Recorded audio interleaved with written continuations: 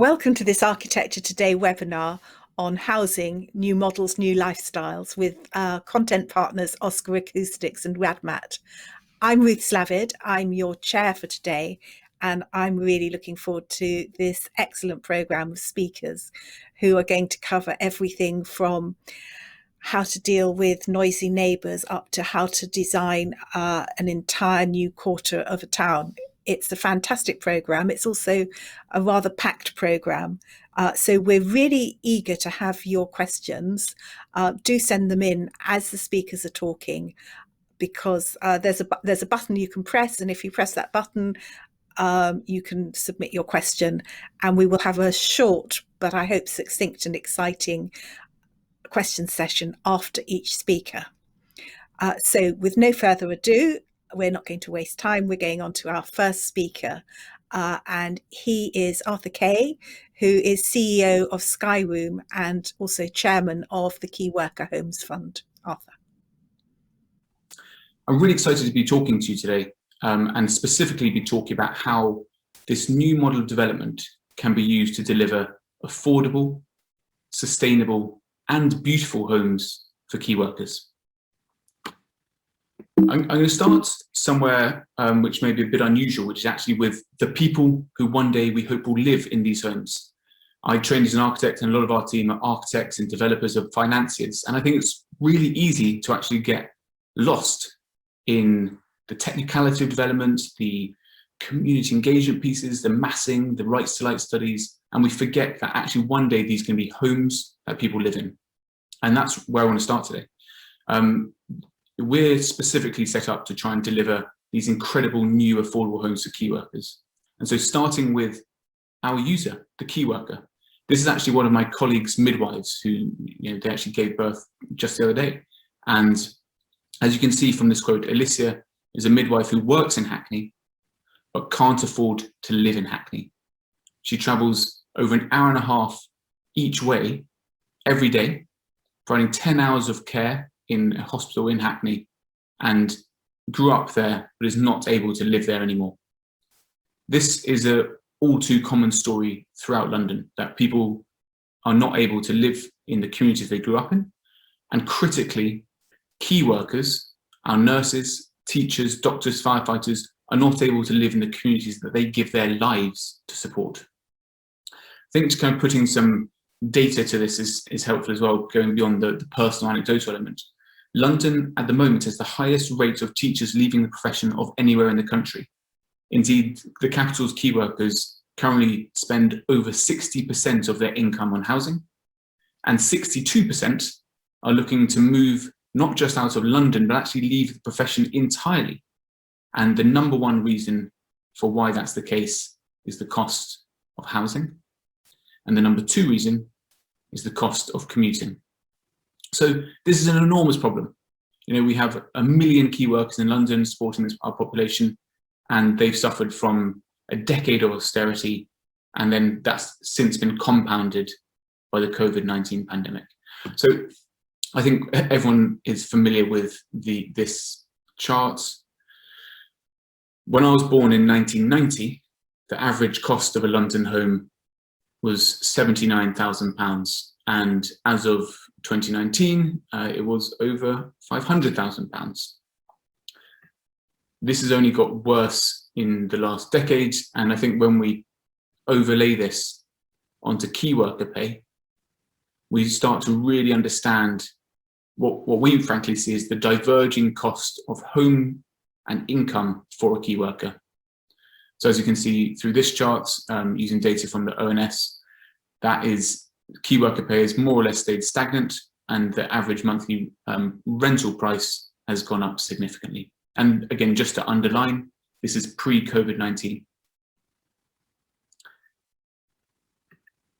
So what we're interested in trying to do, I think a lot of people on this call will be familiar with the ideas of the compact city as brought forward by people like Richard Rogers in the late 1990s, and the more recent ideas of the 15-minute city as brought forward under COVID, talking about how one can be 15 minutes from play, home and work within one's immediate community. And what we're trying to do at Skyroom is try to make the 15-minute city the reality for London's key workers, to be able to mean that the people who give their lives to support their communities can afford to live in the communities they support.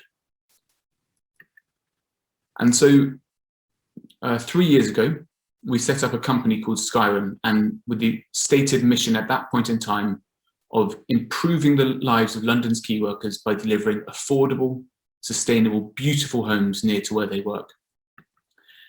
And at that time, in September 2018, with University College London, we published, I'm not sure if you can see me on camera here, but we published our white paper. Richard Rogers wrote the foreword and Henrietta Moore wrote the introduction. And that really stated the case for and advantages of this new mode of development, how we can build these amazing homes for key workers, but in the center of the communities they support. And really, when we started, not many people listened.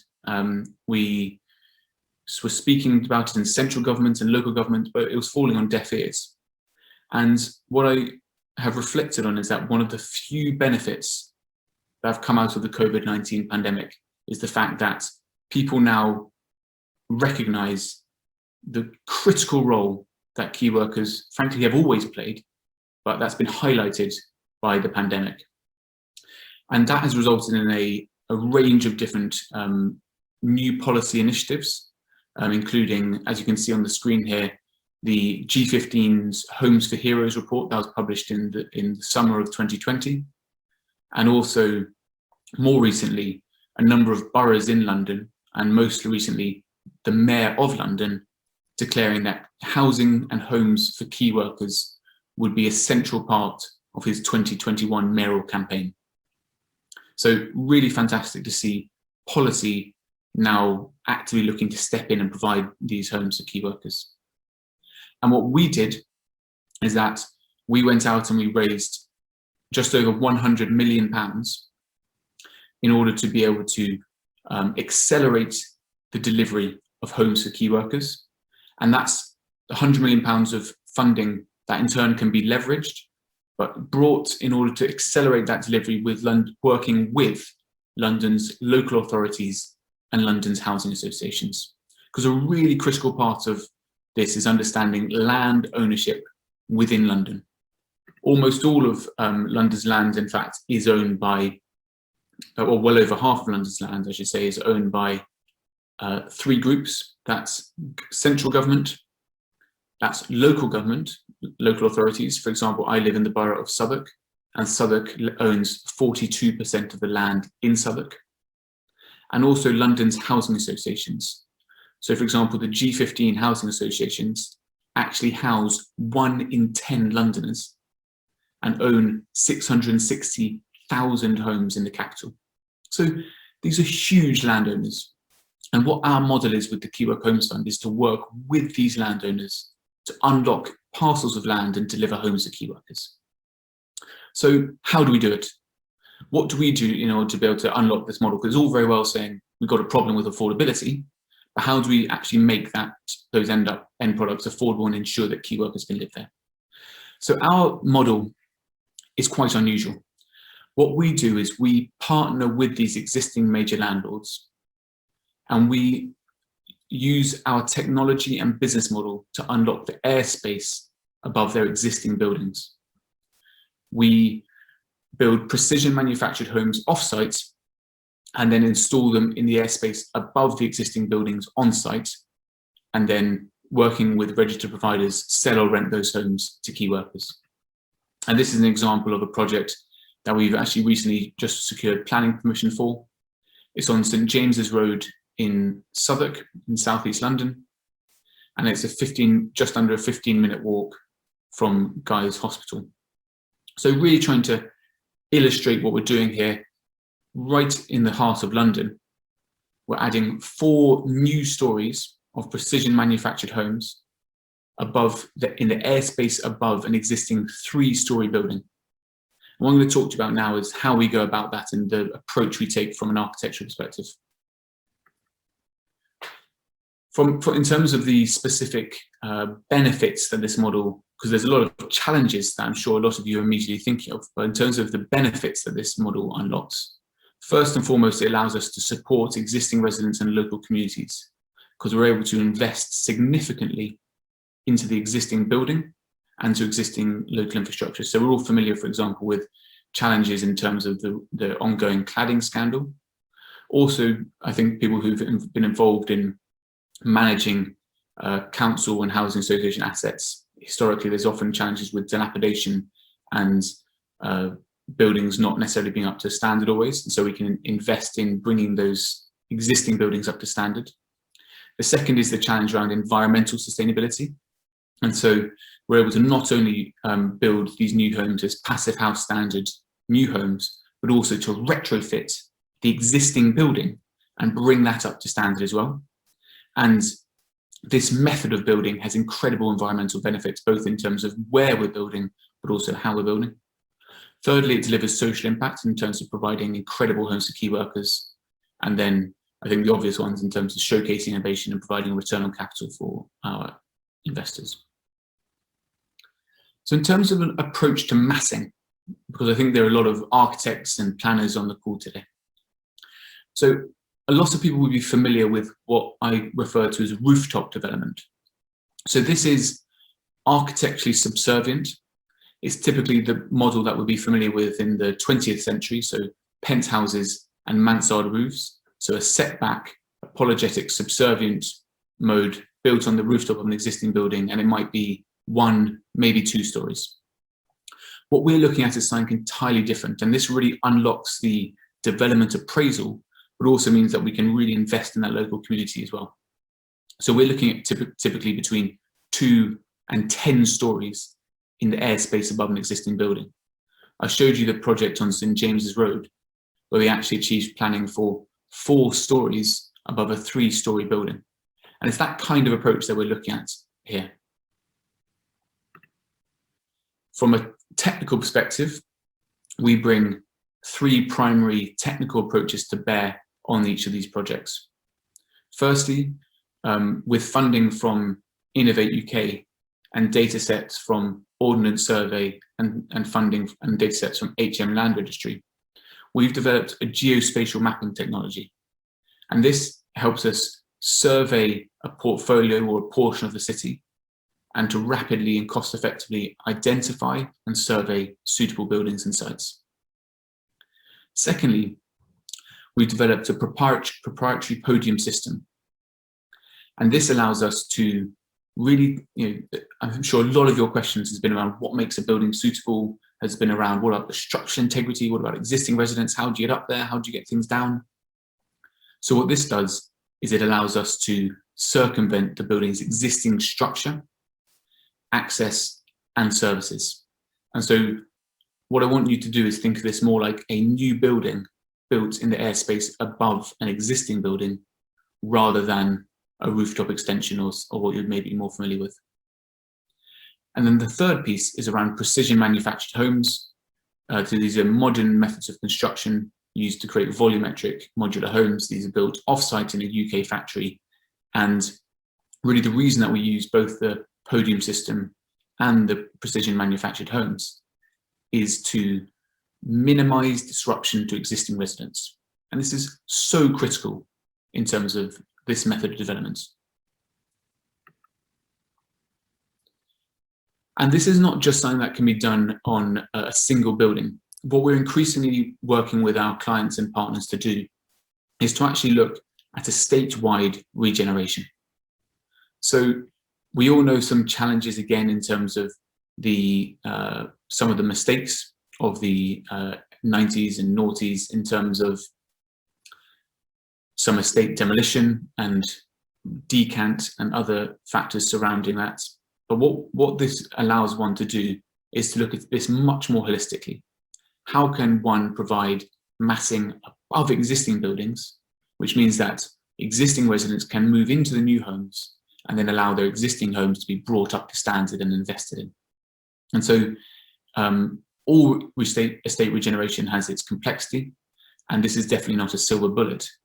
But what this does add is an additional option for town planners, for development managers in local authorities, for development leads in housing associations to begin thinking more holistically about what can be done in terms of estate regeneration using this approach.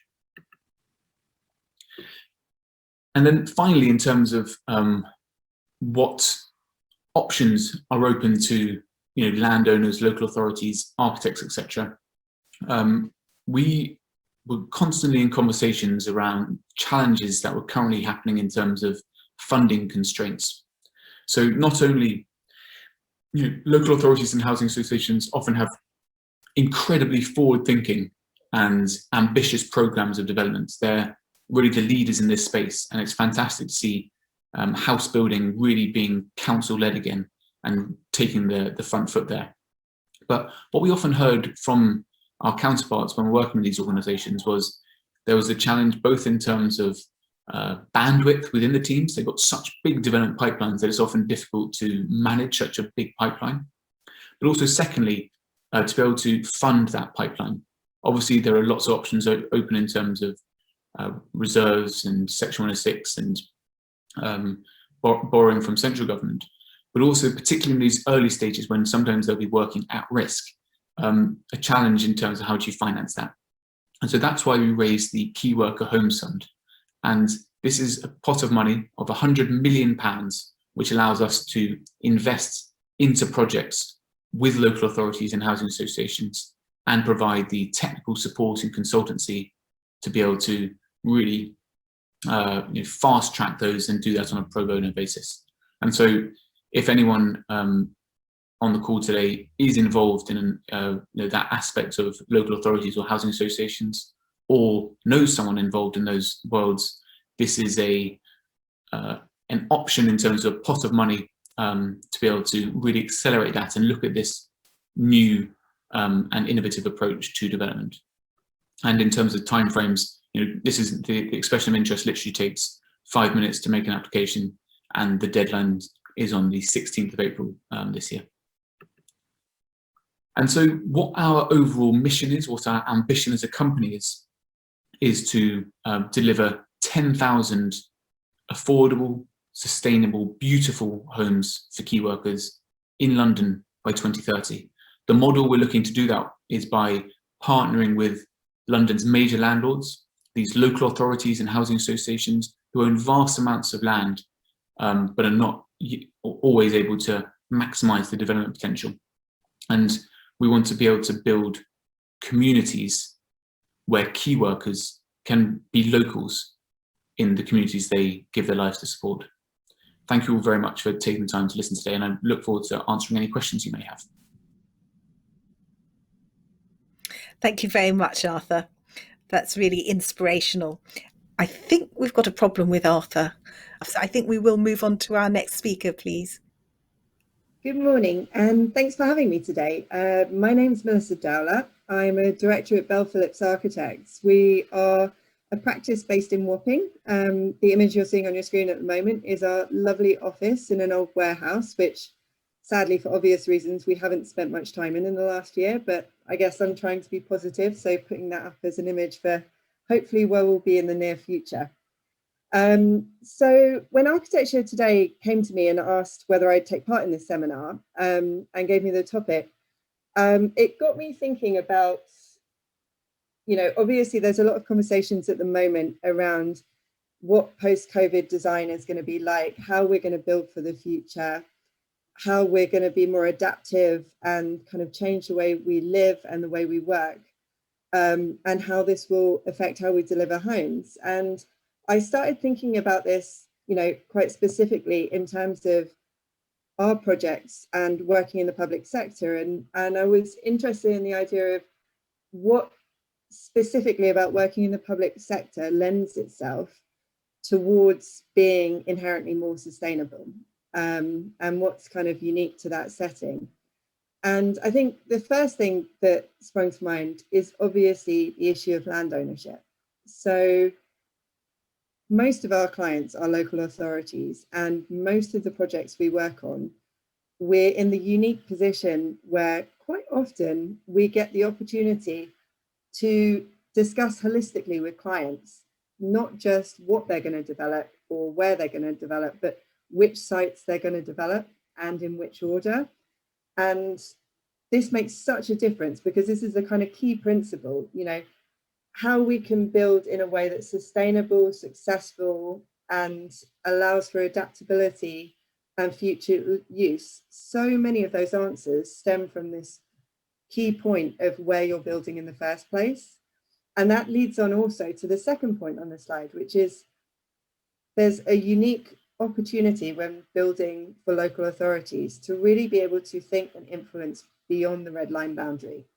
You know, and this is so vital, because we all know that the single most unsustainable thing we can do is build an unsuccessful building, you know, and so much of the success of architecture sits outside of, you know, our red line boundary that we're building within. So to be able to have those conversations early doors about infrastructure, about you know, estate-wide issues, you know, antisocial behaviour, or just really simplistic things like, you know, pedestrian routes, how to diminish the use of cars, encourage the use of bicycles. All of these things are things that we are uniquely set up to do when we're building in the public sector in a way that's much harder for private developers.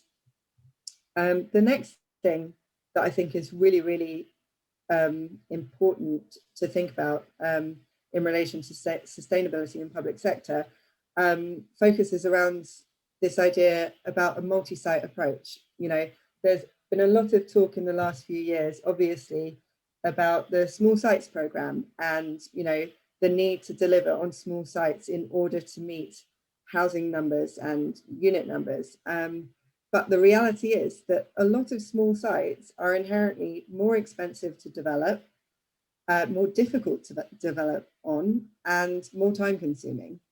And all of those things really go against then the ability to kind of add back in additional things like, you know, adding in additional measures in terms of the quality of the building fabric to make it, you know, closer to passive house standards, or the ability to add additional renewables. If you've got an already inherently expensive scheme, it's very hard to add those things on.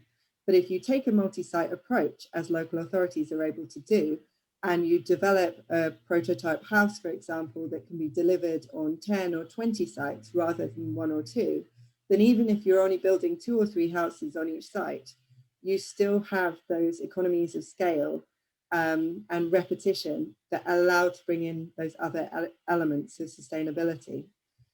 And then the last point I think that is really, really key to this is chain of benefit. You know, I mean, when you work in the housing sector, you spend a huge amount of time talking about unit numbers and delivery targets. And, you know, a lot of it is about how many 3 beds you need, how many 2 beds you need. And it's all about the kind of new housing programme. But one of the most important things in terms of getting the housing we need for the people that need it in the areas they need it is this idea of chain of benefit. You know, whether that's about, you know, getting people whose children have left home to downsize to free up larger units, or whether it's simply about looking holistically at an existing estate and saying, well, actually, there's a really, really good community here, but these people don't have homes they need. So how can we do an infill on this site that provides the right size homes for the right residents to create this chain of benefit?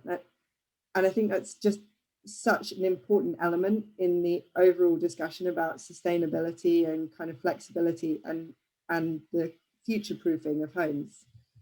So with that kind of picture in mind, I then just wanted to talk very briefly before I get onto project specific about kind of the layering of kind of sustainability and building sustainably.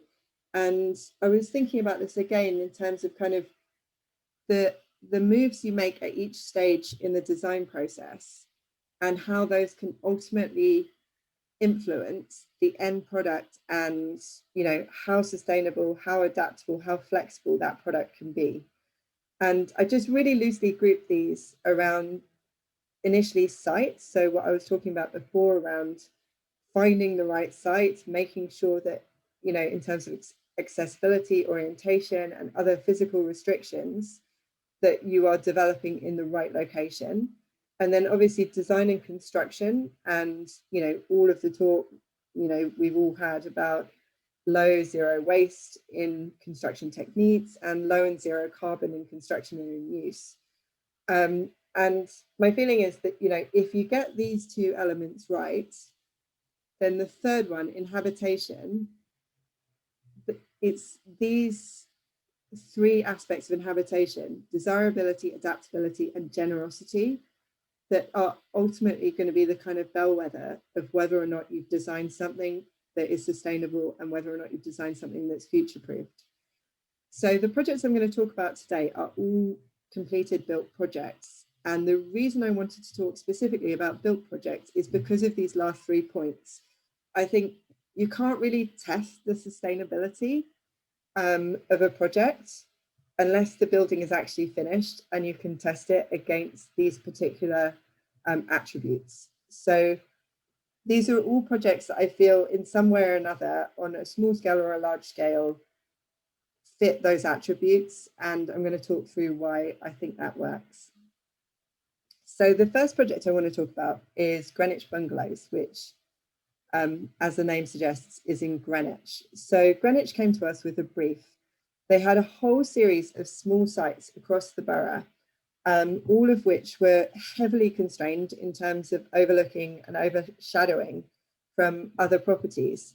And at the same time, in terms of that point I mentioned earlier, chain of benefit, they were in desperate need of homes, you know, whether you call it third age living, you know, homes for older generations, so that they could get people to downsize, free up larger properties, and also move into properties that were inherently more appropriate for their time of life. So they gave us quite an unusual brief, which was to design bungalows, which, especially for, you know, a central London borough, seems like a really strange brief. But it was a really fun and interesting brief to work with. So we had all these infill sites, and the first thing we were thinking about is, well, okay, bungalows aren't very glamorous in their nature, but also one of the reasons they're a bit problematic is because quite often they sit in a streetscape quite uncomfortably with an existing sort of two-story Victorian or Edwardian setting. So how can we build something that is desirable, that feels like it sits comfortably in the setting, that gives great natural light into the depth of the home, and provides a really good flexible way of living? Because the other thing is that we needed to think about is, obviously, when people are downsizing, they've maybe come from a 3-4 bed home that they've been living in for most of their lives. People don't suddenly have no furniture, you know, they don't suddenly only need 1 bedroom. So we needed to think about ways we could design small homes that were inherently generous. So the slide you see on your screen is the kind of concept design we came up with, which is a single-story development, but with this large butterfly roof. So it sits very comfortably in the existing streetscape. It has a kind of generosity to it. It gets great natural light inside, but, you know, it is still a single-story bungalow in design. And this allows us to get, you know, a large number of units on a fairly small plot. And one of the things that is really fun about this design is when we go into the plan, what you have is something that's inherently very flexible. So if you look at the plan on the top of the screen, the living, kitchen, dining area is one single open plan space with the kitchen kind of punctuating that central space. And then to the other side of the plan, you have the bedrooms, front and back, with the bathroom in the center. And what you see in the section is these big kind of lanterns that we've designed at the front of the building get that natural light penetrating right into the heart of the building. And at the same time, it also means you can minimize the amount of glazing you have on the street frontage. So we were able to build really on the entirety of the plot right up to the street line, whilst retaining the privacy for the residents inside. So again, it kind of ticks that box in terms of that kind of extra moment of generosity that that makes the difference in the scheme. So this is one of the plots that we developed and the final photos from the scheme. So you can see you've got that big lantern above and then fairly minimal glazing at ground level and then built right up to the pavement line. And if we take it from the other end of the block, you can really see how it sits very comfortably in an existing streetscape, which was really important to us because it means that, again, this is a typology that can be rolled out in multiple different locations and will sit comfortably in most London settings. And again, you know, you really have to think that, again, it's that bellwether about desirability. You know, people need to choose to move into these homes. They're downsizing, they're potentially moving out of a neighborhood they've been in for most of their adult life. You know, how do we build something that's really aspirational and really special to live in? And those are just some of the views of the interior. So you can see how the natural light really penetrates deep into the depth of the plan. And then that's just a view of it in context. And I think thus far, since we built these, which was about 4 or 5 years ago now, they've been extremely popular. So, I mean, here's hoping they stand the test of time, but I think they're quite a sustainable scheme. So the next project I'd like to talk about is a project called Bracelet Coast, which is in Thurrock in Essex. And this is a project we did with Thurrock Council. And it was interesting. It started off with a much larger feasibility study where we actually looked at 67 sites across the borough over the course of 5 days. And sort of just going back to one of my earlier points, we basically took a kind of holistic overview of all of the sites that Thurrock could potentially develop. And we created a matrix looking at all of the different ways in which you would test the appropriateness of a site for development. So accessibility, size of site, orientation, but also things like local schools, local facilities, all of these things. And we were able to then produce a kind of top 10 development opportunities for the council, of which we then went on to build out 5 of those. And this was one of them. So this was an interesting site. It's in a town called Corringham. And it's on an existing estate, which you can probably see from the site plan, has a lot of your sort of typical 60s and 70s development problems in that there's these kind of pinwheel plans on the surrounding buildings. We've got a lot of fronts to backs, and what this kind of resulted in is needing to develop the site in a way where we're really activating the street frontage on all 4 sides. It wasn't as simple as being able to build a plot of houses with a row of gardens behind, because we had walkways and paths going all the way around the building. So we came up with this idea for a kind of courtyard scheme, where rather than having private gardens, there would be a central courtyard space that the houses would share and look into, whilst having entrances to the houses on all sides. And this is how the plan worked. So there's also a very steep change in level. So if north is up the page, there was a steep change in level dropping from south to north across the site. And we really wanted to utilize that as much as possible to maximize what we could get on the site. So this is how it worked in section. So everything else on the estate was 2 stories, and we were told in no uncertain terms that anything taller than that would be very difficult to get through planning. So what we did is we used that change in level so that at the southern end of the site, we could actually build 3 stories, with the 3rd story dropping down into that change in height. And that in turn, then giving you that level access into the courtyard. And then we have 2 stories on the street frontage to the northern edge. And that worked really well because it meant we could get that larger family accommodation in, as well as getting this fantastic, generous courtyard in the centre of the scheme. And this is a typical architect's photo taken just at practical completion. So you can see nobody living in any of the houses and none of the greenery developed, but hopefully it gives you an idea of the kind of quality of the architecture and also the quality of the light and that central space, which we think was really successful. And then I want to talk just for a moment about these kind of moments of generosity in the design. So this was a few kind of extra bits that we did that we felt really kind of raised what we were delivering, raised the bar on what we were delivering, I guess. And the first was, long before COVID, you know, there was this discussion about, okay, we need to keep the areas of the houses to almost like the minimum in terms of London Housing Design Guide. You know, there was a lot of additional expenses on this site. We couldn't afford to do extremely generous internal plans, but we wanted to find some of those flexible places in the plan, you know, for home working or for, you know, kids to do their homework in the afternoons and things like that. And in the end, we developed this design that has a much more generous half landing on the stair. So rather than creating a whole other space in the house, we used a space that had to exist anyway to get up to the next level. And we just made it that little bit more generous.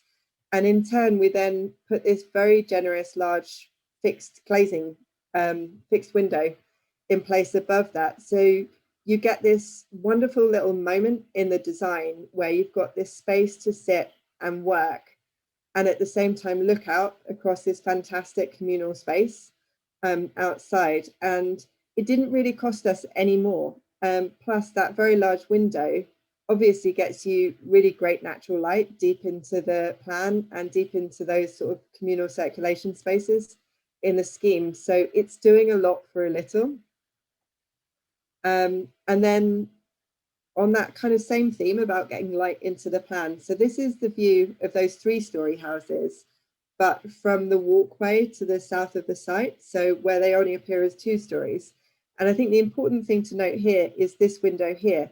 So if we then go on to the next drawing, that shows that window in section. And what that window is doing is it's allowing us to create this really generous kitchen living dining space at ground floor, which if it was to only have windows to the garden would have really been quite a deep, dark, not very pleasant space.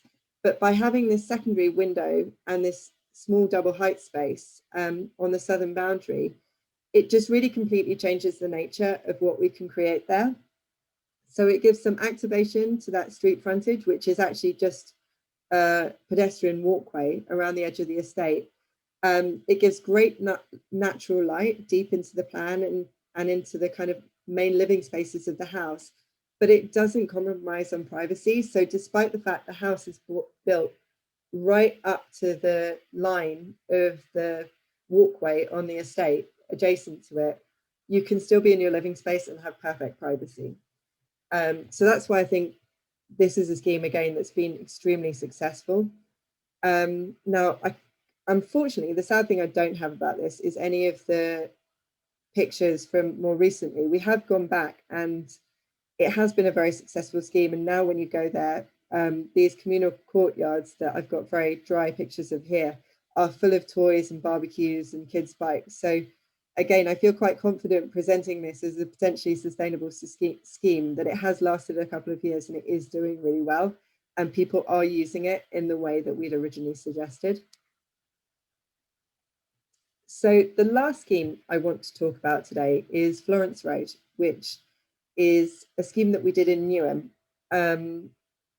So Newham, again, came to us with an interesting brief. They had 17 sites across the borough, sort of, you know, relatively small scale sites, and they wanted to design, you know, they wanted us to design a typology that could be rolled out across multiple sites, potentially with volumetric construction. So really something that they could sort of say, okay, here's our pattern book and here's a site in 3 years' time. And, you know, the design for this site, for this house typology will work regardless of the constraints of the site. So we worked on developing a design for them that, again, you know, very much it was looking at how can we maximize the number of units you can get on a site without compromising any of the things that make a home successful. So without compromising on privacy, without compromising on generosity, and without compromising on all of the things that, you know, terms like well-being, you know, that have become extremely fashionable to talk about now, but you know, all of the elements of design that influence the well-being of the inhabitants. So we started off by, you know, looking at a very narrow plot as a kind of standard thing. So you could get a sort of narrow, deep plot that would allow us to get a lot of units on a site. But this had an inherent problem, which is we wanted to have all the main living spaces at ground level for accessibility. And once you had a narrow, sort of deep plot, you put all your living spaces at ground floor. Firstly, you had the issue that in terms of elevation width, we could only get 2 bedrooms on the floor above. So if you wanted to do a 3-bed, 6-person property, you had to do it over 3 stories.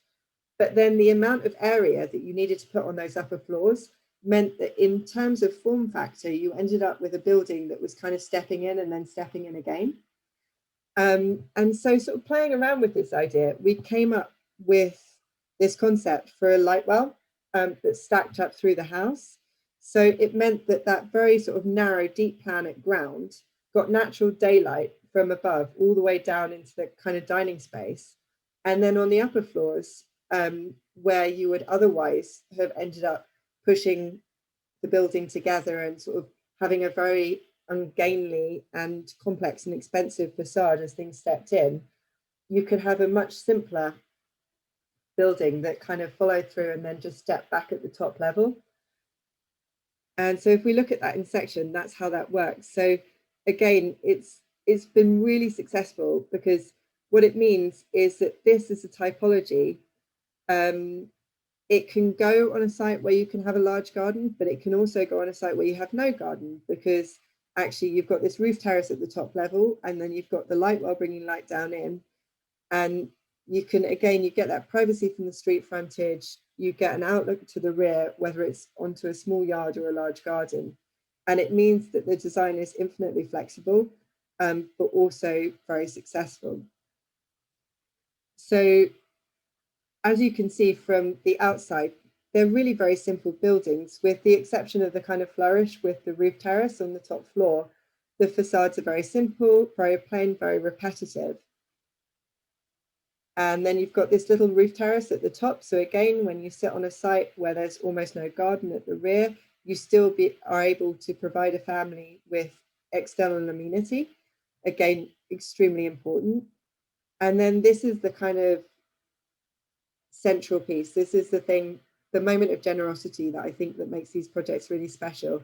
And it's this triple height space that just brings that light right down into the center of the plan and gives this moment of sort of architectural interest, you know, of fantastic generosity, and makes these homes something that I think are really desirable and hopefully will really stand the test of time. So hopefully that's given you some idea on a few of our projects and how we approach the idea of sustainability and adaptability and building homes that will be fit for future generations. Thank you. Thank you very much, Melissa. That was a fascinating presentation. And in a moment, I'm going to come back to you with some questions. But I just wanted to say to everybody that we very much hoped to get Arthur Kay back to ask some questions, but unfortunately his connection problems mean that he hasn't been able to come back. I think this is an awful shame, because it obviously was a fascinating presentation, this idea of pre-making elements that can go above other buildings, which of course takes the land cost out altogether. I think it'd be really interesting to see how these go ahead. I mean, we had people asking questions about whether they could be used elsewhere in the country. And I think one thing is that would make that really even more valuable is the fact that, I don't know if anyone else saw, but there was a piece in The Guardian today talking about affordability of homes for key workers. And whereas a nurse living with a working partner was only excluded from parts of central London, I think the worst example was a senior care worker who could afford to live almost nowhere in the UK at all. Anyway, I'm really sorry that we didn't get Arthur back. The good news is that he is more than happy to answer questions.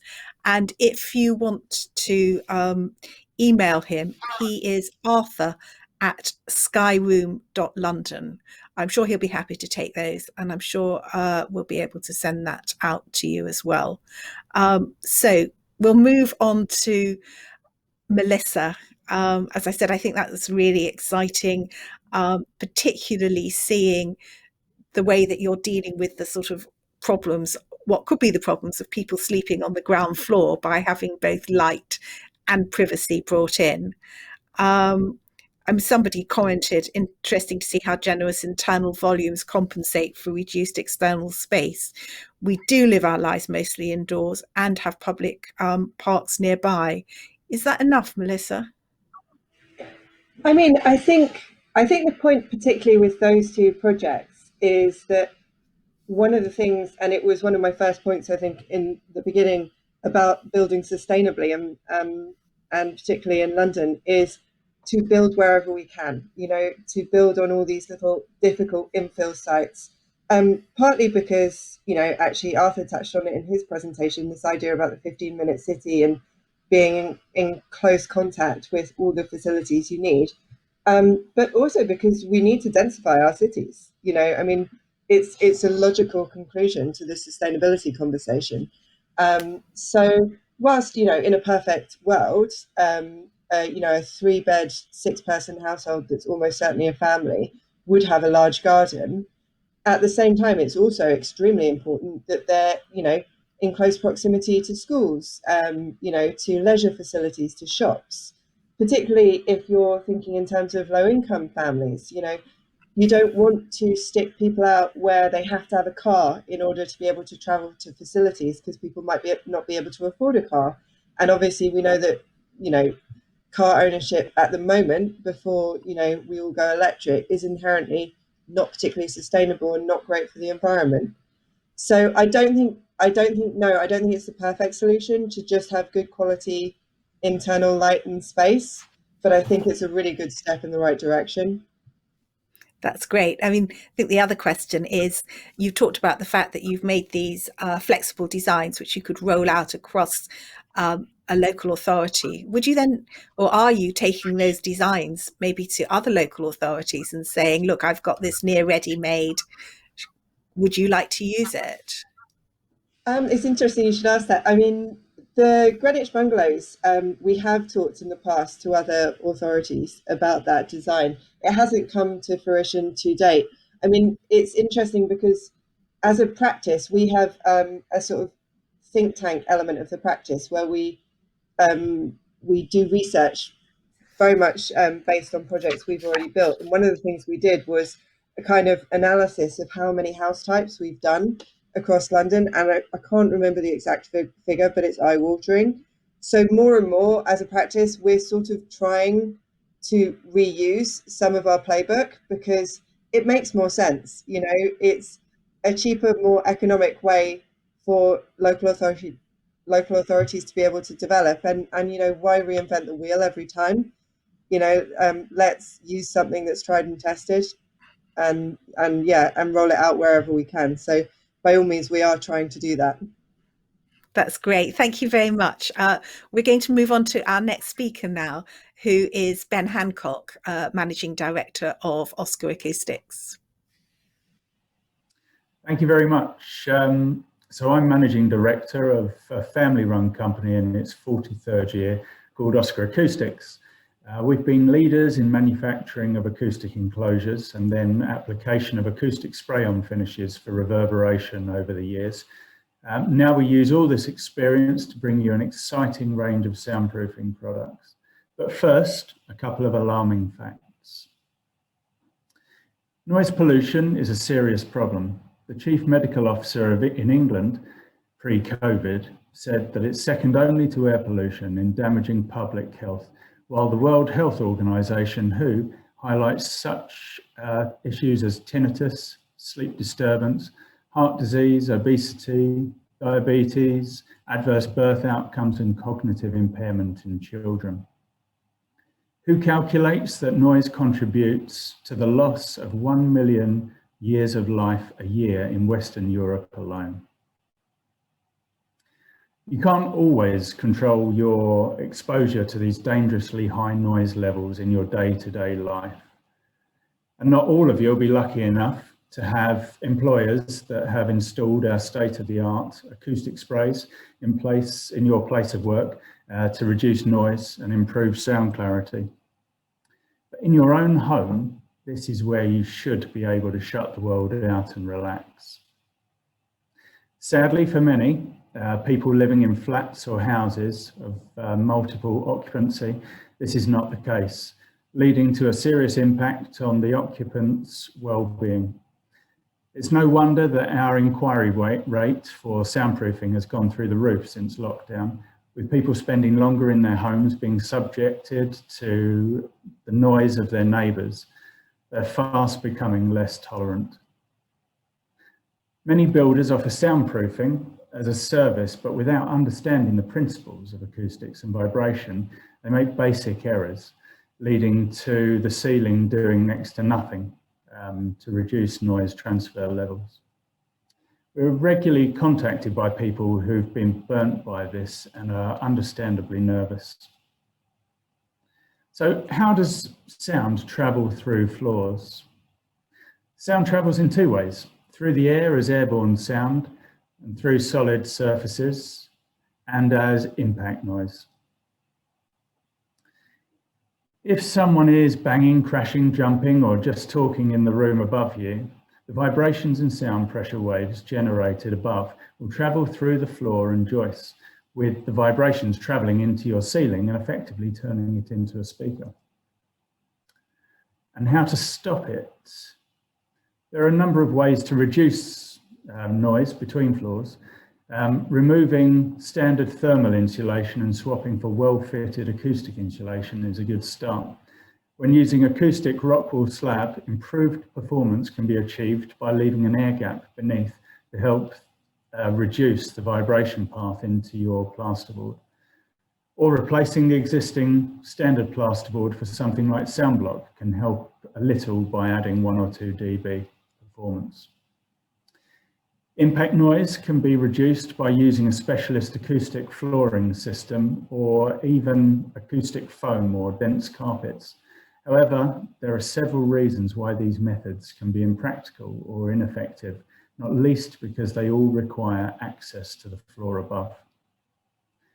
But if you can break the path of vibration with a quality rubber insulated acoustic isolation hanger, effectively creating what is known as a floating ceiling, this is by far the most effective and hassle-free solution.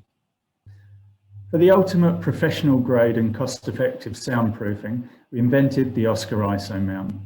Being an engineering company at heart, when we decide to design a new product for the Oscar Acoustics range, it needs to be significantly better than what's on the market already, solving all the current issues.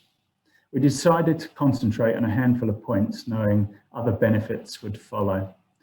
So, class-leading acoustic performance, the minimum of ceiling height lost, needed to be certified for fire performance, height adjustable, allowing for flat ceilings across uneven joists.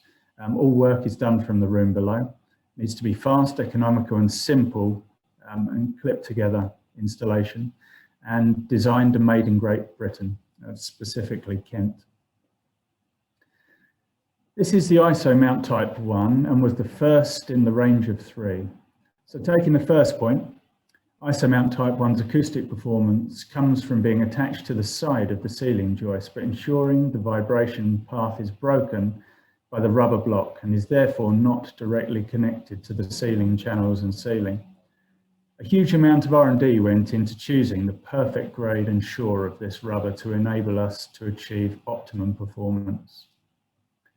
On this image, you can see that with the rubber block in the center of the Isomount, the ceiling channel is completely isolated from the L bracket on the joist. This is where systems like Resilient Bar lose valuable performance. They may create a space in which to insert insulation and also give a degree of damping due to their spring, but they are a direct connection of the noise and vibration to the new ceiling, meaning it's not truly isolated. They can also be problematic to fit without compromising performance. For peace and quiet, the isolated Isomount is the way to go, achieving better than compliance with British building regs, approved document E for airborne and impact sound. This image also brings us nicely onto the second point of minimum ceiling height loss. Most systems either fix to the underside of the joist, or their design means that the ceiling channel must run across the joist instead of being neatly tucked up beside it.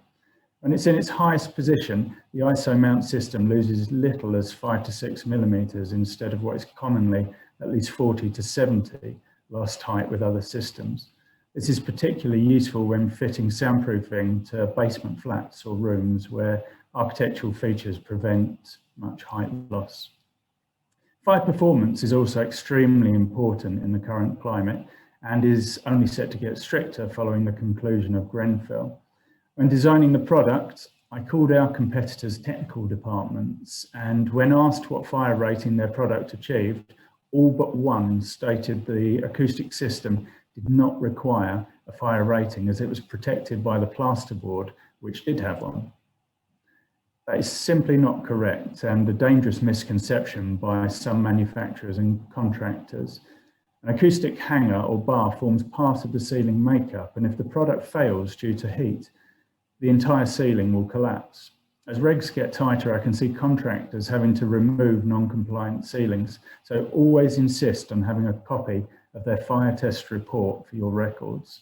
We're proud to say that the Isomount system achieved a 90-minute fire rating at BRE in the tested configuration. So please contact us for more details on that. Now, I mentioned that being height adjustable was one of our aims. Here you can see it's in its highest position. The lowest position for the Isomount actually achieves a 40 millimeter gap beneath the joist, allowing for plenty of adjustment and trying to create a level ceiling across uneven joists. Waving ceilings screwed to the underside of uneven joists are now a thing of the past. And for extreme adjustment, it's possible to locally screw blocks to the underside of the joists where the Isomounts are required. More good news is that all the work is done from the room below. Acoustic floor systems can be extremely labour intensive, as building up floor depths leads to skirting boards, doors, floors in rooms that don't require soundproofing, all to be adjusted and levelled. If you're having a dispute with your upstairs neighbour, Isomounts mean you can also do all the work from the room below without disturbing their fun. Many Isomount competitors are designed to work only with their own proprietary channels, which can add a significant amount to the overall build cost. For ease, Isomount is designed to be compatible with off-the-shelf channels, such as the British Gypsum GL1 or Gypliner 1, although there are many on the market with the same dimensions. This brings the channel cost down to as little as 88 pence per length for the BG version, and if you run out, they're readily available from most builders' merchants instead of waiting for a top-up delivery of the specialist channel. Once the Isomounts are up, the channel clips quickly into place and require no mechanical fixing at all, making installation very fast because time is money, of course. The plasterboard is then screwed to the channels for optimum performance. Most choose to use 2 layers of board, staggering the joints.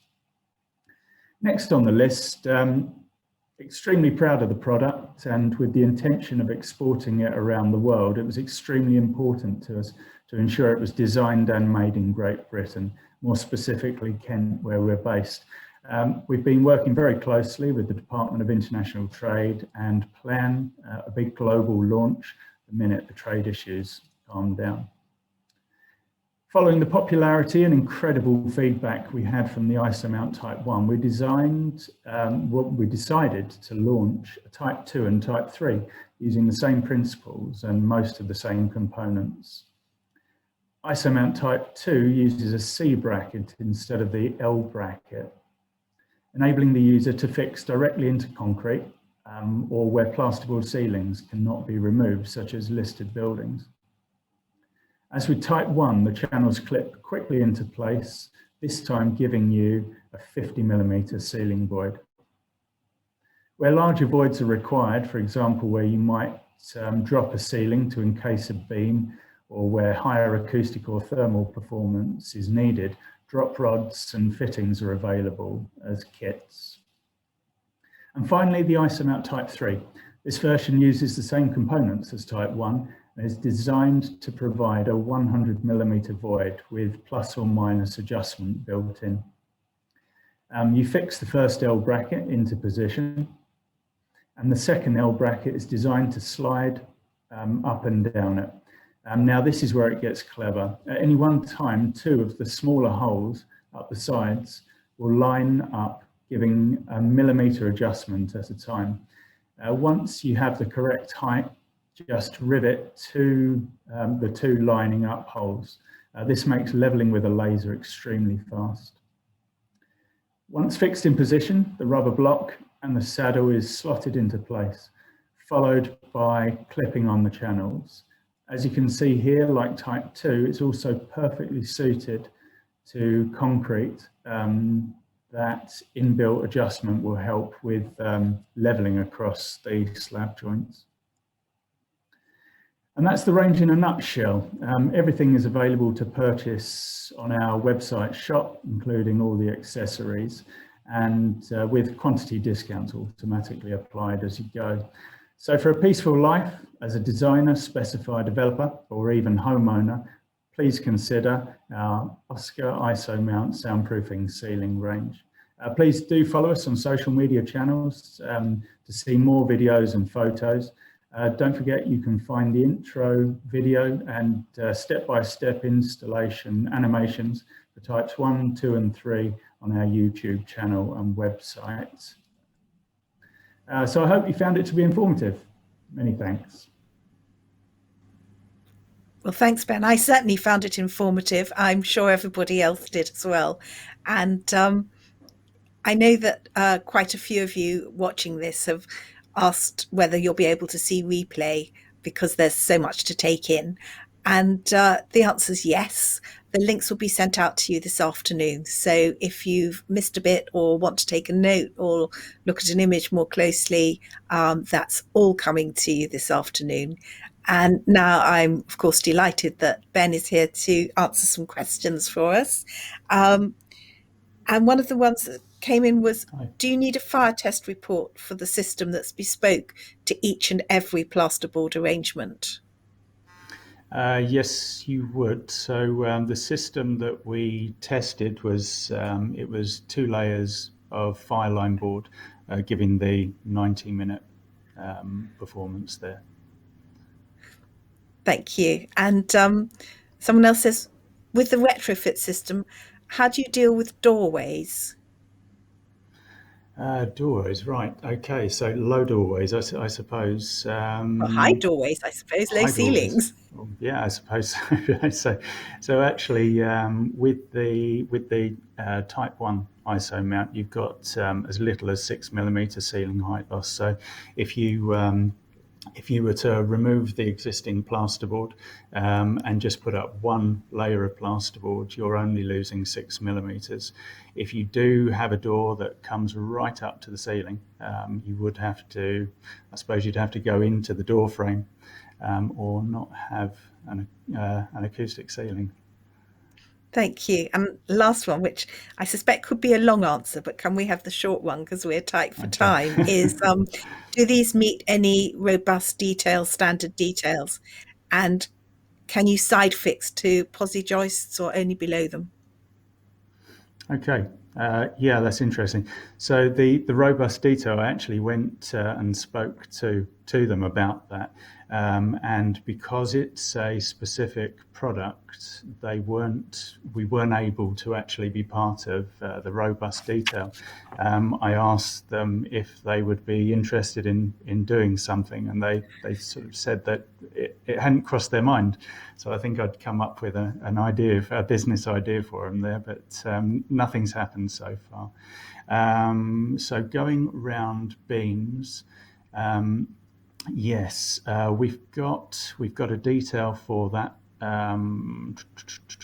Right, so we've got a wall version that is not readily available, but we can sell it. And naturally, you'd use that to go onto the side of the joist, and then use the standard ISO mounts on the underside. That's fantastic. I guess just the last quick thing to ask you is this very much to do with retrofitting sort of old conversions and things? Because presumably now acoustic requirements are such that they should be good at the first build or the first refurbishment, shouldn't they? They should be, but we do get inquiries from developers, and they struggle sometimes. So there's an ISO mount for whatever they need. If they're using concrete, you'd use the Type 2 ISO mount, or you shouldn't need the Type 3, because I think you'd probably have enough performance to get away with only using the 50mm void on the Type 2 for that. Great. Somebody's just asked if we have a specific technical inquiry, can we have an email? I'm sure we can send an email out with the links at the end, and I'm sure you'll be delighted to answer more questions. So thanks very much indeed, Ben. And we're going to move on now to our next speaker, our fourth speaker, who is Richard Duzhitsky, who's Director of RDA. Richard. This is a graph which shows 24 of our buildings that we've worked on, which are ecologically sound and sustainable. This is over the last 20 odd years. What we've done is we've taken a graph which looks at a standard housing type, where a standard building on average uses 177 kilowatts per hour of energy per annum per metre squared. And we've mapped that against an average point of energy that we use for each and every house, which is approximately 10p, because we've combined the gas and the electricity costs. And we mapped it over the savings. And on these 24 housings, in comparison with a normal building regs build, we can say on 24 of our buildings, we've saved some £4 million over a lifespan of these buildings, and the lifespan's taken us 60 years. What this shows quite clearly is that in around 2010 to 2012, when we started our very first passive house building, a passive house building will use 15 kilowatts per hour per annum per metre squared. So effectively, you can see the huge difference in terms of cost savings that clients or users as such of houses make by using or converting to a passive house type building. We've also played around with modular build. Now, again, self-build. I learned a lot as a student back in the 80s of Walter Siegel. I love Walter Siegel's methodology and his practices. So the first sort of eco house we built, this wasn't passive, this was eco, was a project that I did myself. I hired a crane. I ended up building the building myself with a team of people I knew. And I built it with using SIPS panels, effectively a giant Meccano set. The house arrived on February the 14th, and it was complete by November the 5th. It went up very, very quickly, as can be seen here. This house is now finished. It's comfortable. It's been lived in for the last 15 years, though it does suffer with one problem. It does have a problem. The problem is with overheating.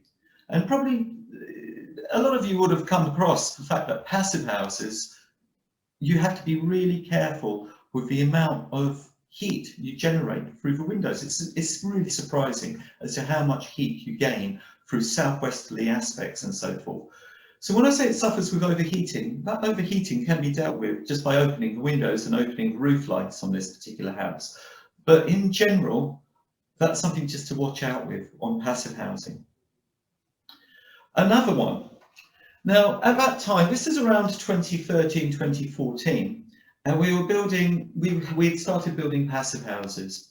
And this is a site in Chiswick. And in Chiswick, it's an old garage site. My client owned the big house there on the corner of Hatfield Road in Chiswick.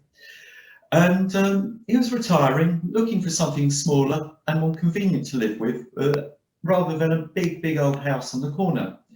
Now that involved him in thinking, well, I've got this garage, I've got this plot of land, what can we do with it? Contacted us, we applied for planning. It was quite a struggle to get planning, but we managed to get planning permission for a partially underground passive house.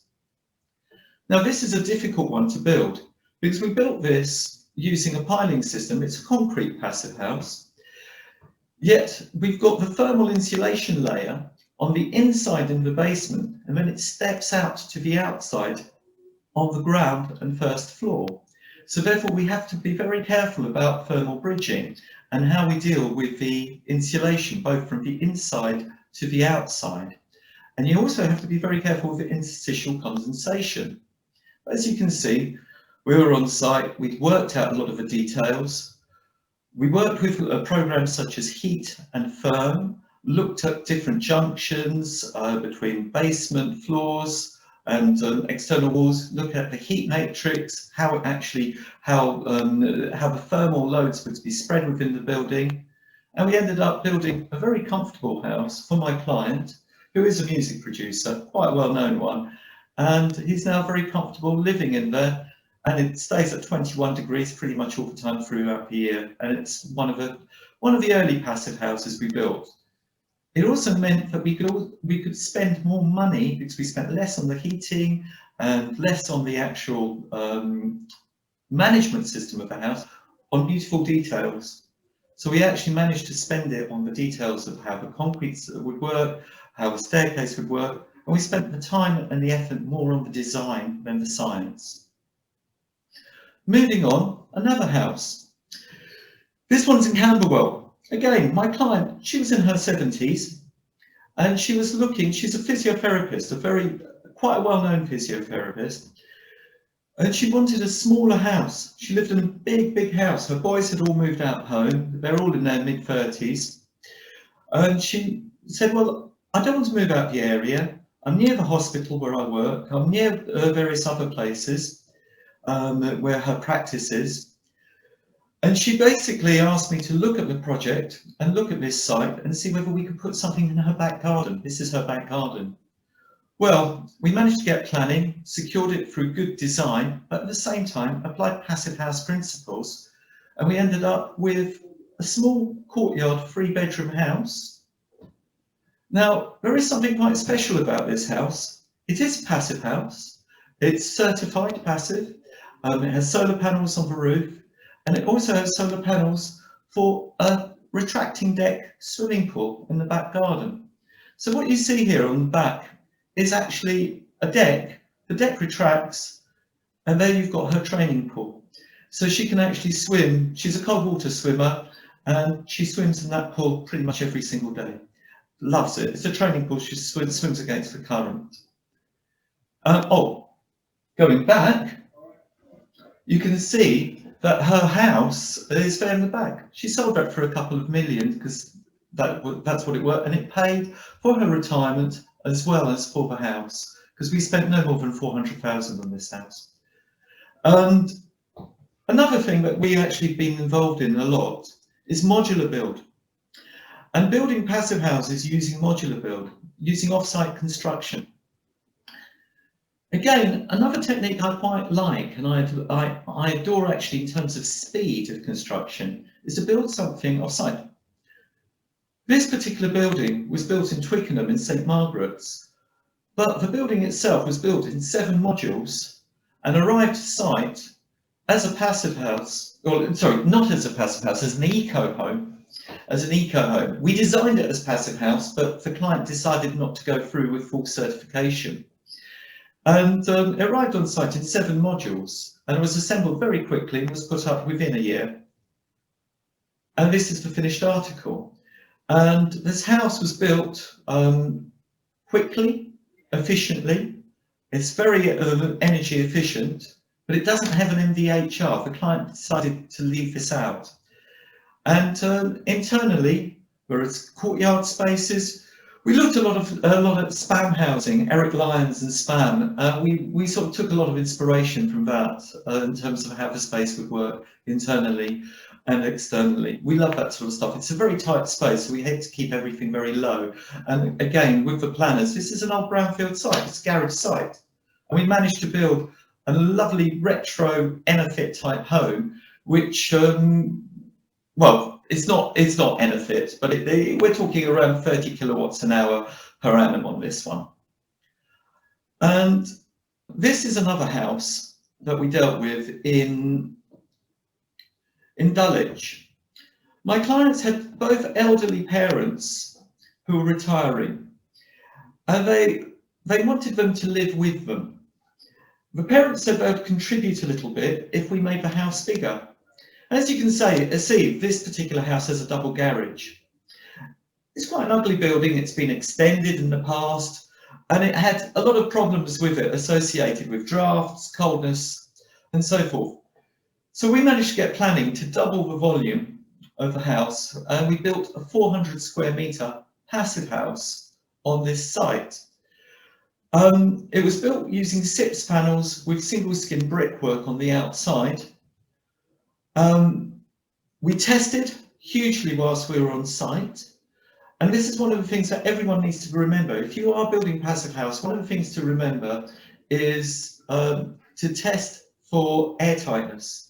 So we were going around the site with smoke guns and making sure we pressurised the building around 3 times throughout the course of the build to make sure that we had the building correctly airtight. There you can see one of our Part 2 architects ensuring that the building was airtight, which it was, and this is the finished article. The building is now some 400 square metres of passive house. Now, many of you will look at this building here and say, okay, that's an 1860s, 1850s Georgian house, Georgian early Victorian house. It's in a conservation area, it's in Kennington. This is a certified passive house. We worked with Bowtie Construction here, and we ended up creating a certified passive house for the clients who are very much interested in raising their family in a pollen-free, air-filtered house, effectively, because they had allergies. So passive house and Enofit works really well for this type of location and for this type of house. Again, this was the first. We had to do a lot of calculations because if you look at the front windows, they are not triple glazed. And everyone thinks that passive house needs to be triple glazed windows. They are indeed double glazed. And we managed to get a certified Enofit using double glazed windows. That did take quite a lot of design. We ended up putting those windows into foam glass insulation blocks internally, and then putting the frames in on that. So there was quite a lot of detailing there, which we needed to take care of to ensure that we didn't have any thermal bridging within this particular house. It works well, clients are happy, comfortable. This is our old office. It's a commercial building in Dulwich, and we've decided to go with a full-blown Enofit of this, again doubling the volume. So what we've ended up doing with this building is we've taken a commercial building which is using all the old stock, so we haven't knocked it down. We've decided to build a building within a building. We've added a floor on the roof, and we've dug out the existing basement to create a four-storey 230 square metre family home. We've also extended it to the front. This is unusual. So we've created a front extension. As you can see, there's a steel frame going through internally within the thermal envelope. This indeed is a passive house, and it's certified. We've carried out the air test, and it's almost complete. It will be complete around August this year. Obviously, we've had a bit of a slowdown. We've created a barrel vaulted zinc roof on the roof out of plywood ribbed beams, but we actually made ourselves. We didn't have Glulam or someone else. We actually made these as composite beams out of plywood. This is one part of the roof already. And again, we're doing this on a budget. What you can see here with the purple slide is it's actually allowing vapor to pass through and moisture to pass through. This is called purple passive, it's a membrane. And we've actually used Velux windows. I know people are going, well, Velux windows aren't passive. They've released a passive house window now. So these are Velux windows, which are passive house certified. And also what we've got is we've got an existing brick building here with a steel frame on the inside. To prevent thermal bridging, we've had to use Farrett plates on the steel frame, and we've been very careful how we've actually worked with the steel frame on the inside of this building. This is one of Letty's pioneer projects, and we are discussing this within Letty currently, and we're looking at the details. We're getting quite a lot of help as well, and at the same time we're offering advice to other people who perhaps have similar passive house problems. One of the things that we've also used here is lime render on the inside, and we've used lime render with lime paint effectively, so that we can actually so the whole building breathes. We've also again, this is very much an R&D project for us in the practice. So we're running this as an R&D project. We're running and there's a huge amount of learning. We've used nanotech insulation behind the steel. We've also used other paints, and this is all wood fibre insulation as well, hence the thickness of the roof build-ups. There is a zinc roof on this, it's now finished. The building, when it's finished, will look something like this. That's a render, but if anyone's in Dulwich and they go past, you'll probably see it. It's beginning to get there now. It's just off North Cross Road Market. Anyhow, that's the end of the slide. I want to thank everyone at Architecture today, and I really appreciate you listening to me, and I look forward to taking your questions. Thank you. Well, I've really enjoyed listening to you, and I'm sure all the listeners have as well. Thank you very much, and thank you for showing us that some of the assumptions that we may have made, particularly around passive house, are not right. We've got some questions coming in. One of them that I really like is somebody saying, Richard, your cost savings are enormous. What kind of savings could you make transferring this to large housing developments? Have you actually looked at designing on a larger scale? We have. We've looked at designing on a larger scale. We've worked with a couple of housing associations recently, and that's where we're at the moment. So we're talking to a number of housing associations. We're trying to do it on a larger scale. I was looking at a scheme only yesterday for 37 units in West London. We've already done a couple of feasibility studies for a 70 unit scheme. So we're beginning now to get to that stage. But the cost savings at the time, I mean, I've had a couple of people who we work with, such as Ecospherica in Manchester and so forth, who have sort of said to me, well, Richard, your cost savings are quite large. And to some extent, when I looked at it, what we didn't do when we did those calculations in that graph was the fact that some of the plant might need to be replaced over a certain amount of time. But I think that's going to be minuscule in terms of the actual overall cost savings in terms of what you do with the plant. Because normally we treat, with plant savings, you're talking about 25-year lead-in time. And we were looking at it over a 60-year time period. And so there might be more efficient MVHRs later on. But one of the other factors that I did look into, or I didn't look into at that time, was the fact that I took the figure of the cost of the electricity and the gas at today's rates, I didn't apply an index linked figure on them raising in value. So the saving is pretty realistic, yeah. And there's another question which I think is in reference to that project you showed us, where you said,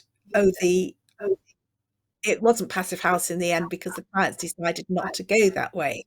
And the question is, does it work to cherry pick some passive house principles without going for full certification? I don't think it does. And my real advice to people, and that really did annoy me, because if you start to cherry pick, it's you really don't know where your heat loss is going to be. The real big thing here on that one, on the one in Twickenham, which we designed it all using PHPP, and everything was precise, but the client decided to put Ventaxia, just a standard type, not Ventaxia, but standard through a hole in the wall type ventilation systems in the bathroom. And that would have screwed it up, to be honest. It wouldn't. You're not going to get differentiations in pressure internally. So I agree with that comment. It's not something I particularly enjoy, and I think you can't really cherry pick. No, you either go with certified passive house or you don't. And that's something we learned. If you look at the graph we put on our presentation, up to 2010, 2012, we were probably getting around 30 to 50 kilowatts an hour per metre squared on some of the buildings that we were working on. That's just a very rough estimate. But when we started doing certified passive house, we were getting a lot more. So the certified, go either you do passive house or you don't do passive house. There are other certification methodologies out there as well. I think we're going to call a halt to that now because time is pressing. I mean, those were two really interesting questions that were sent in, and I'd just like all of you to please keep sending the questions in for our next two speakers, because we don't have a great deal of time, but it's really valuable to hear what you're thinking and what you want to know. So I will now move on to our fifth speaker, who is Mark Harris, who is Head of Technical and Operations at Radmat. Mark. Thank you. I'm going to just talk over a project called The Forge that Radmat were involved in with Telford Homes and RMA Architects in 2017-2018, a project that was delivered in 2019 and is now housing people in the local community. The project was quite an interesting one from our perspective. It's the site of an old bus garage in Newham, so a brownfield site, very much something that we typically come across when looking at projects in London and other cities. The site itself was quite constrained, as can clearly be seen here from the architect's planning submission drawings and 3Ds of the original site. The bus garage occupying a significant portion of the site with its large curved roof. And the challenge for RMA Architects was to develop the 132 properties within the site for Telford Homes, some of which were for social housing and other for private rental schemes. Part of the brief from Telford Homes was to try and build a community in the environment and to incorporate as much greenery as possible. So quite a number of challenges for both the client and for the architect. For a start, this nearly 1 acre site was virtually impermeable, and minimising digging in the ground was a key restriction. The site also had contaminated land, being as it is an old bus garage, so many years of oil since 1929 will have been spilt, and diesel and all sorts of other things. And most significantly, and where we as a roofing company got very heavily involved, because we don't normally end up talking about ground conditions when we're looking at roofing projects, was that there was a limited discharge consent on the project, which is significantly lower than the natural runoff rate that you'd expect of 5 litres a second on a greenfield site. So a number of restrictions that need to be squared, and the objective for RMA and for Telford's was to actually try and attenuate as much of the water at roof level and minimise the amount of drainage tanks required in the ground. So our first look at the building was a set of 2D plans, and one of our employees constructed this 3D model and highlighted out the various roof areas on the project. And as you can see, there are multiple levels, 14 stories on the high rise, 5 stories on the main central spine, and then various other levels of different types of fit and finish, including a number of podiums. In looking at the project, the areas on the 5th floor and the 14th floor were identified very early as the opportunities to put a blue roof system on, which is the attenuation of water at roof level. And this would typically include a green roof over the top surface of the blue roof, because that allows further water attenuation, as well as biodiversity and aesthetics. So this was one of the first projects that Radmat had been involved in using a blue roof system. And these are an area of the market that certainly in London is starting to increase in demand, not least of which because it was included in the update of the London plan for 2019. So there are now significantly more projects in London, but we're also involved in projects in Manchester, Birmingham and other parts of the country. The key element of making this work is the flow control device, and we'll run through some of the other technical elements that relate to how this system works as we run through this presentation. So with a blue roof, we found we had to learn a lot very quickly, and in conjunction with RMA, we worked through a lot of the restraints, etc., that were going to impact the design and construction of the building. So first of all, we're introducing attenuation tanks above the insulation board, so we're increasing the depth of the roof. So this potentially affected parapet heights, where we had terrace areas that we might be looking to attenuate on. Again, threshold levels could be impacted. We also then need to balance the thermal performance of the roof so that we can meet the requirements of approved document Part L, as well as meeting these drainage requirements. And of course, on areas where we have accessible areas, we'd have to balance the requirements of approved document Part M for disabled access, etc. We also needed to look at how the drainage would work. Blue roof works by restricting the flow of water down the main rainwater outlets, but we also need to allow for overflow provisions so that in the event of there ever being the blue roof reaching its capacity, or there being a problem with the drainage causing some blocking of the outlets, we needed to know that the roof was in a situation where it needed to be maintained, or that it was not overachieving in its attenuation capacity. And then we also need to look at what areas of roof potentially discharge onto the areas of blue roof, because this can impact the effectiveness of the blue roof and its ability to actually attenuate at the correct volumes, as well as discharge. And lastly, the loads need to be looked at very carefully by the structural engineers. So in going through this process, where we believed originally we could attenuate all water requirements without having to go in the ground, we found that there were a number of restrictions that limited that possibility. So it required us to get much closer with the drainage engineers and to work with them as to how it could be balanced in the amount of water that was attenuated at roof levels versus the amount of water that was attenuated at ground level and held back for discharge. So this involved us looking at different areas of the roofs, seeing how we could optimize the drainage, and as annotated there on this drawing, an element of the roof around the perimeter where we could double layer the attenuation crates was installed, and a central zone of 50 millimeters was installed because of balancing thermal performance and thermal offset. We also managed to green the high level roof on the 14th floor. The original plan was to look at also attenuating on the sort of teal coloured roof areas, but because of discharge from higher level roofs, that wasn't possible. So the exercise for all roofs was carried out using a drainage calculator that's been specially developed for blue roof systems. And this is 2 examples of those calculations that we provided for the level 5 main roof and the level 14 roof.